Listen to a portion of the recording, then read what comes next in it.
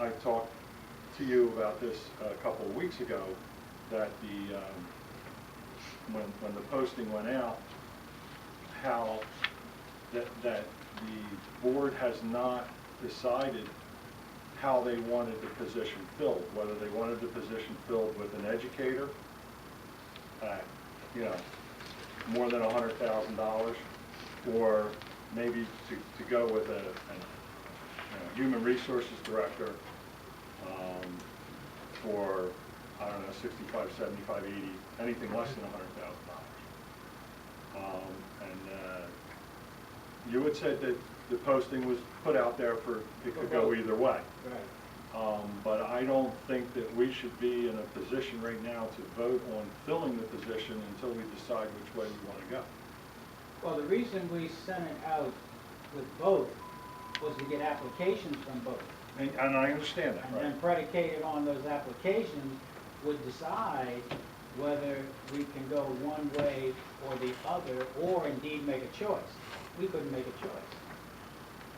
And that's why we proceeded, because the seat is vacant and it's one of those tenuous areas where you need someone. So I think the application pretty well dictated which way we would go. And that's why we sent it out with both. So in other words, if we got a number of applicants for education, or a number of applicants, business, human resources, then we would come to the board and say, we have applicants for both of these concepts. Which one do you want? Well, predicated on the application, we only had the one area, which was the educational experience. And that's why we proceeded, because of the urgency of filling that position. We certainly kept in mind the option to give the board one or the other, predicated on the availability of candidates. Then possibly the administration should have come to the board before the posting. Because I know that personally, it has nothing to do with the person, I'm against putting an educator in that position and spending that type of money. When I think that if we went out there and tried to get a human resources director, now as I had this discussion with you, my mind could be changed if a valid reasons were made that we should have an educator in that position. But when I look at the fiscal problems that we're having, the fiscal problems that we're going to be having, to put someone in there making more than 6 figures, to me is not the way I wanted to go with this stuff. Mm-hmm. But that's, I'm 11%. So. Okay, yeah. I certainly think, if I may deal with the educational part of your concern, certainly dollars are important, but, and I'm a little cautious to say this, but when you understand the educational process, that becomes money, that becomes valuable. And that's why we did not preclude. That's why we made that ad for both. And if there were sufficient numbers with credible resumes, we would have come back to the board. But you also have to keep in mind that we have an empty office there. And personnel management is one of the crucial roles in this district. And if we don't have individuals who can handle that office and who can deal with teachers and their certification and all of the other elements that go into keeping up with your staff, then we're going to be in trouble. And so that's why we were moving with not only that position, but with the secretary and payroll and et cetera. Not trying to dictate to the board which one it was going to be. And again, I'll say that's the reason we advertise it with both ways. There are advantages when you hire anyone who is educationally founded. Agreed. Because it's an invaluable resource that you have. And, you know, we interviewed candidates. You know, I really don't want to talk about the results of the interview here, but there's no question that education made a difference. Mr. President? Yes. Dr. Johnson, I think that maybe when I saw the posting, you were asking for a master's degree in both either education or human resources or equivalent experience. I just wondered whether setting the bar too high for a master's for someone in personnel experience might have been too high and that discouraged potential applicants. Second thing is, I'd like to hear your long-range plan. I mean, is Mr. Wasinski going to handle both positions? Are we looking for a director of curriculum now? We've got a posting down there for a secretary for the curriculum department. Do you have a long-range plan? I'd like to hear that. I have a short-range plan, Okay.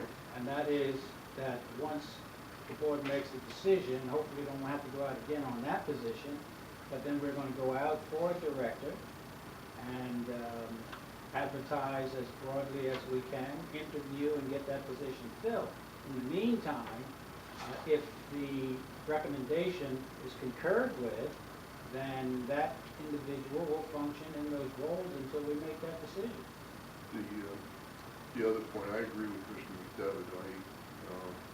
I believe that a well-qualified human resources person could handle that job and could pick up the knowledge that they need as far as, you know, the different certifications from the state and how they qualify and so forth.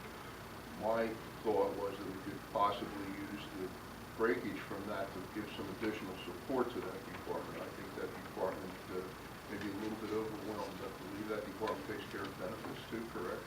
Yes, that's For over 800 and some employees, I think that's a monumental load to place on one person. I think there needs to be some additional support in that department. That's a critical area for us, tracking new hires, making sure that they get the proper coverage, that we're paying for the proper coverage, taking people off, tracking the COBRA and so forth. That is a great financial interest of this Board of Education. And I was hoping that through that position, hiring a human resources person, a qualified human resource person, I mean, you know, I know we're going to have to pay some money for that, but I don't think we're talking about six figures.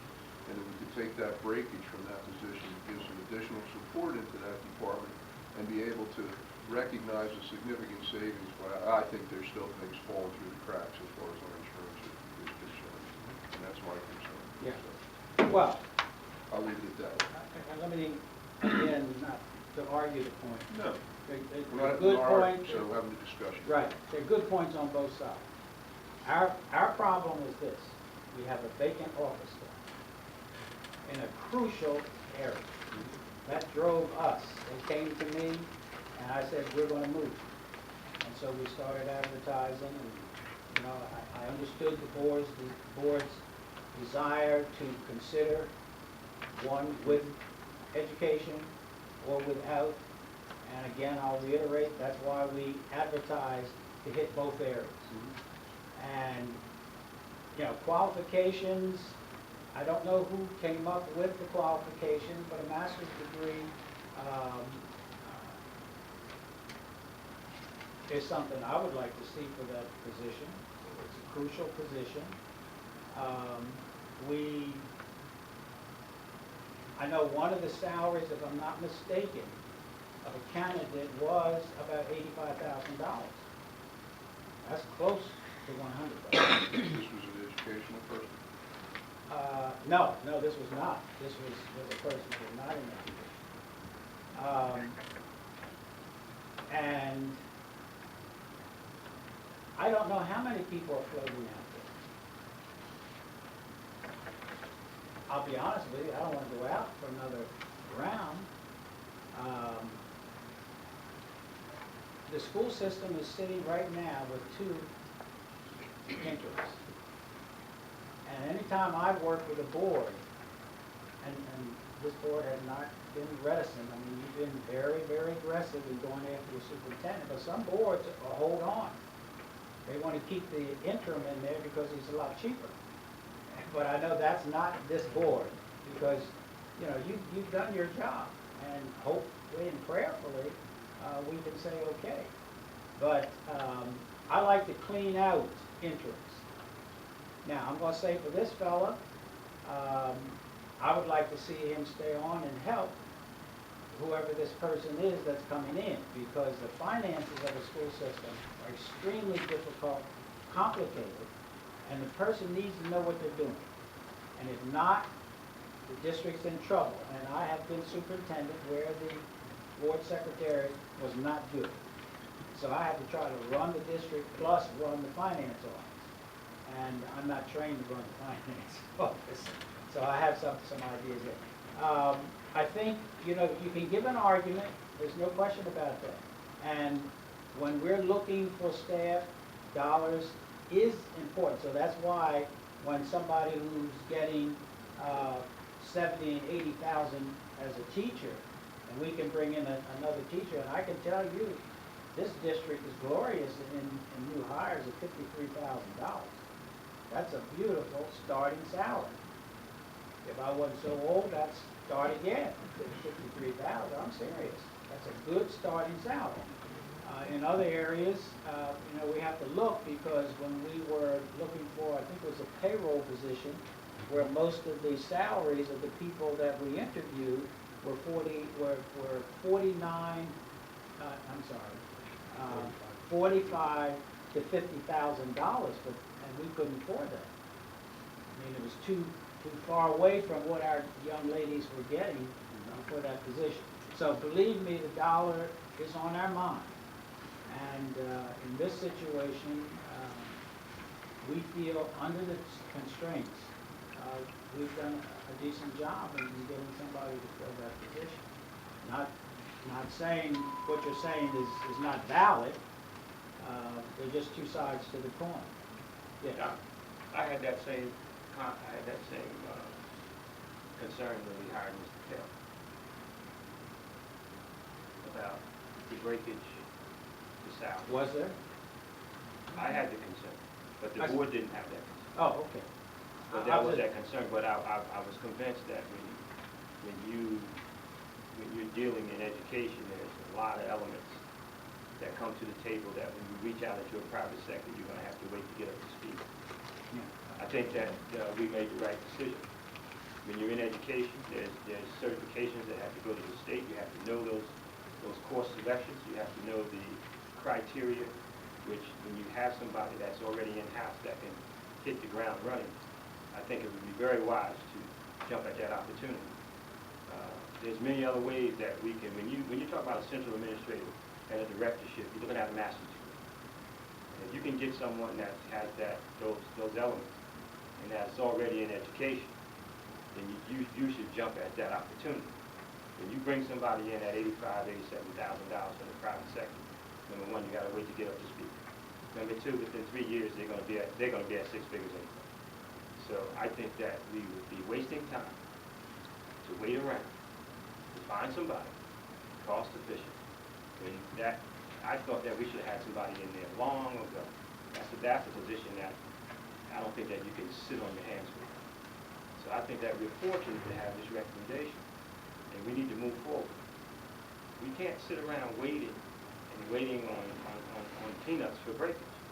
Because as we've been bringing in a lot of new teachers at $53,000, $54,000, which is a blessing.